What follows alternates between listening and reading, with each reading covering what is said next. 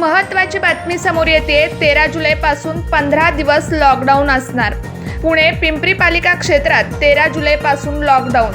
वाढत्या रुग्णसंख्येमुळे पुणे पिंपरी पालिका क्षेत्रात लॉकडाऊन। पालकमंत्री अजित पवार यांची लॉकडाऊनची घोषणा।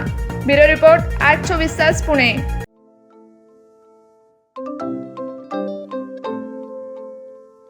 नवनवीन आणि ताज्या घडामोडींसाठी आज 24 तास सबस्क्राईब करा।